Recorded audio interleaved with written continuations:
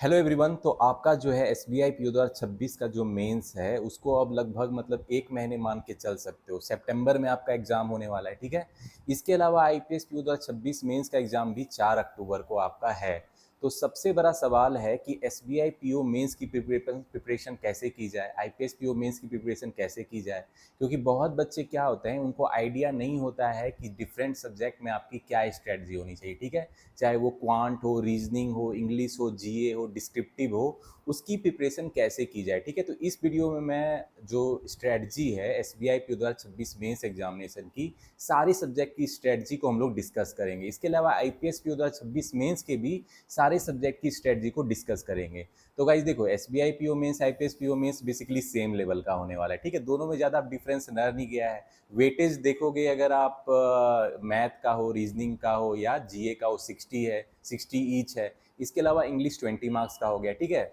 इसके अलावा हाँ, S B I P O का डिस्क्रिप्टिव थोड़ा अलग पैटर्न है, I P S P O का अलग पैटर्न है, ठीक है। लेकिन मोस्ट ऑफ द चीज़ें जैसे सब्जेक्ट है सेम है, क्वेश्चन का लेवल जो है आसपास ही रहेगा। तो अब सवाल है S B I P 2026 mains की प्रिपरेशन कैसे की जाए, ठीक है।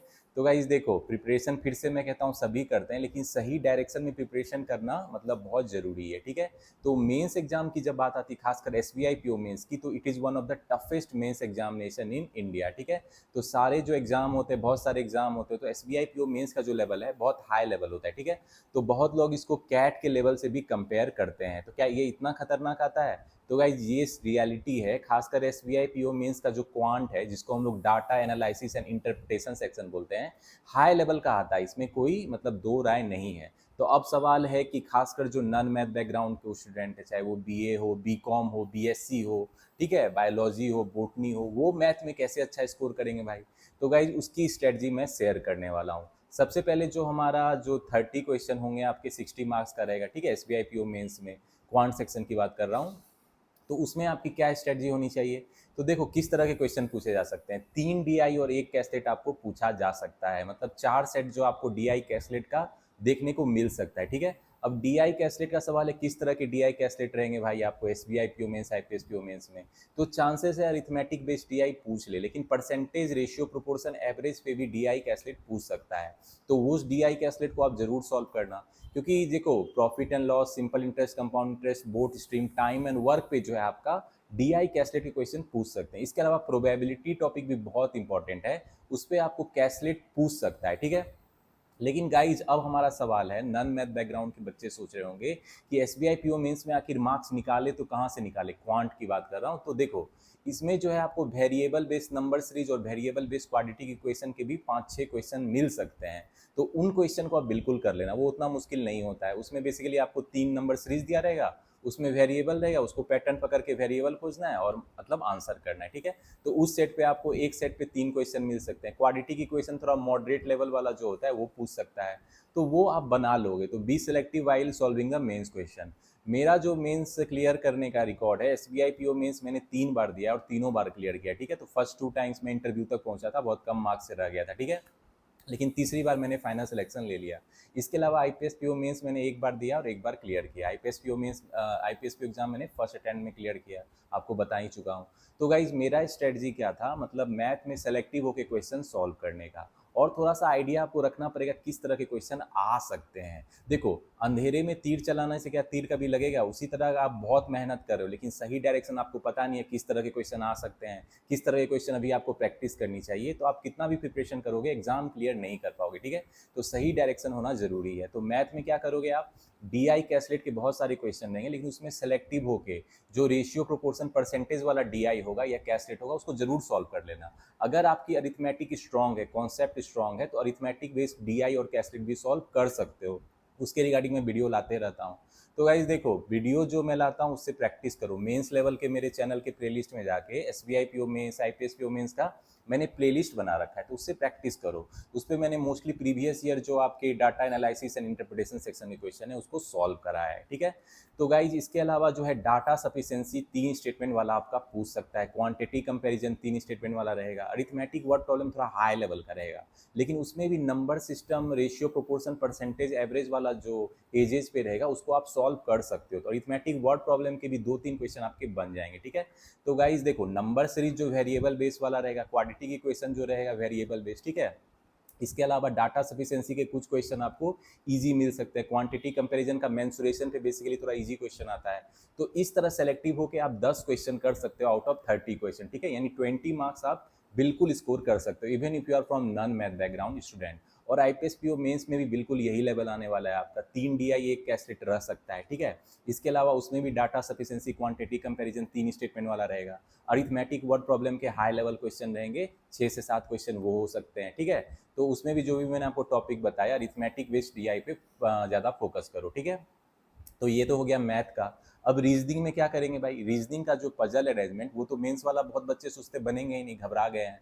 तो देखो मेंस में आपके पास ऑप्शन रहता है, प्रीलिम्स से मुझे पता है रीजनिंग में पजल अरेंजमेंट क्वेश्चन की भरमार रहती है, मिसलेनियस क्वेश्चन रहता है नहीं कि बच्चे उसको सॉल्व करेंगे, लेकिन मेंस में थोड़ा सिस्टम अलग रहता है। इसमें पजल अरेंजमेंट के आपको जो है 40% question SBI PO mains IPS PO mains में देखने को मिल सकते हैं। बचा हुआ जो 60% है वो आपको जैसे इनपुट आउटपुट है, कोडिंग डिकोडिंग है, ब्लड रिलेशन वाला coding decoding, direction distance mix coding decoding, ठीक है, वो वाला रह सकता है। इसके अलावा क्रिटिकल रीजनिंग के 8 से 10 क्वेश्चन देखने को मिल सकते हैं।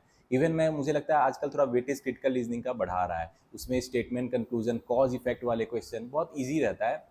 उसमें बस आपको पैराग्राफ पढ़ के इन्फेरेंस ढूंढना होता है। तो बेसिकली वो इंग्लिश का रीडिंग कंप्रीहेंशन है। तो मेक श्योर क्रिटिकल रीजनिंग के सारे क्वेश्चन को आप करना, क्योंकि देखो रीजनिंग में पजल अरेंजमेंट तो बहुत टफ रहता है, हिलता नहीं है बहुत बच्चों से, इवन जो टॉपर होते हैं उनसे भी नहीं वो हिलता है, ठीक है, क्योंकि वो स्मार्ट स्ट्रेटजी यूज करते हैं। पजल अरेंजमेंट के अलावा जो मिसलेनियस क्वेश्चन इनपुट आउटपुट जैसे हो गया तो वो बन जाता है, बेसिकली वो नंबर और वर्ड मिक्स होता है, तो उस तरह के क्वेश्चन ज़्यादा प्रैक्टिस करो, ठीक है।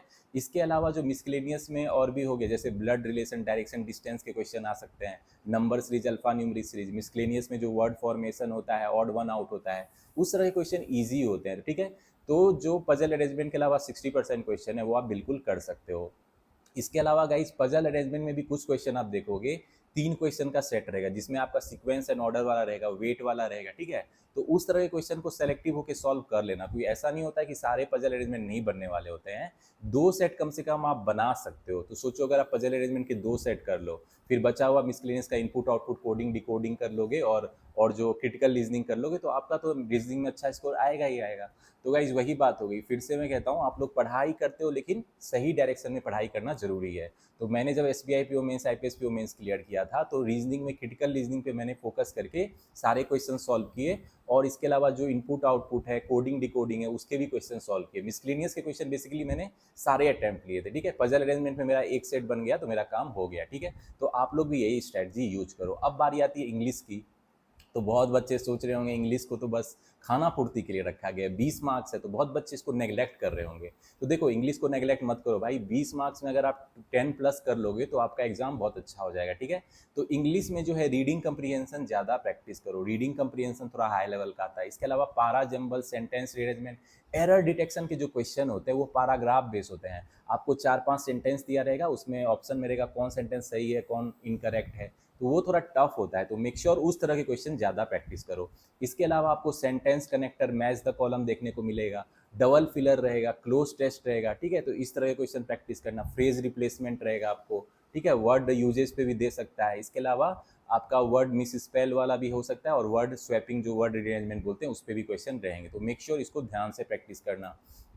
तो गाइस देखो मेरी इंग्लिश की क्या स्ट्रेटजी थी, तो मैं रीडिंग कंप्रीहेंशन, अपनी कंप्रीहेंशन स्किल अगर आप स्ट्रॉन्ग करोगे तो सारे बनेंगे, reading comprehension, para jumble, cloze test, error detection, सब जो है कंप्रीहेंशन स्किल पे। अगर आपकी रीडिंग स्किल अच्छी है तो क्वेश्चन पढ़ को आप सॉल्व कर सकते हो, ठीक है। तो बेसिकली जितने भी क्वेश्चन है आपकी कंप्रीहेंशन स्किल से लिंक होती है, ठीक है। तो मेक श्योर रीडिंग की हैबिट डालो। मैं हमेशा कहता हूँ इंग्लिश न्यूज़पेपर पढ़ो, उसमें जो है कोई भी आपकी मनपसंद की टॉपिक है उसको पढ़ो, वो जो आपको करंट अफेयर में हेल्प करेगी, डिस्क्रिप्टिव में हेल्प करेगी, ठीक है। तो इंग्लिश न्यूज़पेपर पढ़ने के बहुत फायदे हैं। तो गाइज इंग्लिश में आपको मैंने बता दिया कि आपको मेंस के जो high level new pattern question है वो अभी से ही प्रैक्टिस करनी है, ठीक है, और तो प्रीलिम्स का अपने आप प्रिपरेशन हो जाएगा, ठीक है। अब आते हैं गेम चेंजर जो जीए जनरल अवेयरनेस बोलते हैं। SBI PO mains IPS PO mains में 60 मार्क्स का वेटेज है, ठीक है। तो इसको तो आप ज़्यादा स्कोर करना ही चाहोगे, ठीक है। खासकर आईपीएस पीओ मेंस का जो पैटर्न चेंज हुआ इस बार, उसमें आपका जीए 60 मार्क्स का हो गया, पहले 40 मार्क्स का हुआ करता था, अब SBI PO IPS PO mains दोनों में 60 मार्क्स का है। तो जीए तो मैं हमेशा कहता हूँ डे 1 से ही प्रिपरेशन करो, कोई भी एक अच्छे जगह से पीडीएफ से एक जगह से पढ़ लो, बाकी क्विजेज एमसीक्यू वन लाइनर ज़्यादा करो। मैंने आपको ऑलरेडी ऑनलाइन रिसोर्सेज शेयर कर रखा है कहाँ से आपको पढ़ना है, तो उसको मैं इस वीडियो के डिस्क्रिप्शन में डाल दूंगा, सारे सब्जेक्ट की PDF high level pattern question किस वेबसाइट से आप डाउनलोड कर सकते हो, ठीक है। तो गाइस जीए में make sure one line quiz ज़्यादा करना, एमसीक्यू ज़्यादा करना, उससे आपको याद रहेगा। इसके अलावा कोई भी एक अच्छी जगह से पीडीएफ कर लेना जहाँ पे आपको नेशनल इंटरनेशनल बैंकिंग सारे न्यूज एक जगह दिए होंगे, स्पोर्ट्स अवार्ड, ठीक है। तो गाइस जीए जो है गेम चेंजर होने वाला है, तो जीए पे मैं कहूँगा आप थोड़ा एक्स्ट्रा फोकस करो। जैसे जैसे एग्जाम क्लोज आ रहा है तो क्वांट रीजनिंग और जीए पे थोड़ा एक्स्ट्रा फोकस करो, ठीक है। और इंग्लिश को भी नेग्लेक्ट मत करो। इंग्लिश 20 मार्क्स के मुझे पता है, लेकिन इसमें अगर आप 10-12 मार्क्स स्कोर कर लोगे तो आपका फाइनल सिलेक्शन हो जाएगा। तो गाइज आपको पता ही है मेंस का जो कट ऑफ है वो ज़्यादा नहीं जाता है। प्रीवियस ईयर जो 250 marks S B I P O mains में 75 मार्क्स कट ऑफ गया था। आप सोचो इतना कम कट ऑफ गया था, वो डिस्क्रिप्टिव मिला के बोल रहा हूँ। तो गाइज आपको सेलेक्टिव होकर एग्जाम में क्वेश्चन सॉल्व करना है, चाहे वो क्वांट हो, रीजनिंग हो, इंग्लिश हो, ठीक है। और जीए में भी तुक्का मत मारना, मेक श्योर थोड़ा कैलकुलेटिव रिस्क लेना अलग चीज़ है, और बिल्कुल मतलब अंधाधुंध तुक्का मारना वो गलत चीज़ है, ठीक है। तो मेक श्योर अगर आप गैस करोगे तो थोड़ा दो ऑप्शन के बीच में आपको लग रहा है तो उसमें रिस्क लेना, ऐसा नहीं कि बिल्कुल तुक्का मार रहे हैं आंख बंद करके, वो मत करना, ठीक है। अब गाइस बात करते हैं डिस्क्रिप्टिव की। डिस्क्रिप्टिव भी बहुत इंपॉर्टेंट रोल प्ले करेगा। S B I P O mains में 30 मार्क्स का है, I P S P O mains में 30 मार्क्स का है, लेकिन S B I P O mains का जो डिस्क्रिप्टिव है उसमें थोड़ा पैटर्न चेंज हो गया। ईमेल राइटिंग की आप प्रैक्टिस करो, मैंने वीडियो भी डाली है। तो email writing basically most of the बच्चे को आता है, लेकिन जो सबसे चैलेंजिंग है वो है सिचुएशनल एनालिसिस। मतलब कोई भी टॉपिक आपको दिया रहेगा, आपको उसका प्रॉब्लम सॉल्विंग स्किल आपका चेक होगा। तो मेक श्योर बहुत सारे टॉपिक को लेके उस पर सिचुएशनल एनालिसिस लिखने की प्रैक्टिस करो। रिपोर्ट राइटिंग होता है वो भी थोड़ा चैलेंजिंग होता है। हाँ, प्रीसीज राइटिंग जो होता है वो ईजी होता है। बेसिकली आपको लंबा चौड़ा पैराग्राफ दिया रहता है, आपको 1/3 में उस पैराग्राफ को लिखना होता है टाइटल के साथ, तो वो मैं मानता हूँ थोड़ा ईजी होता है, ठीक है।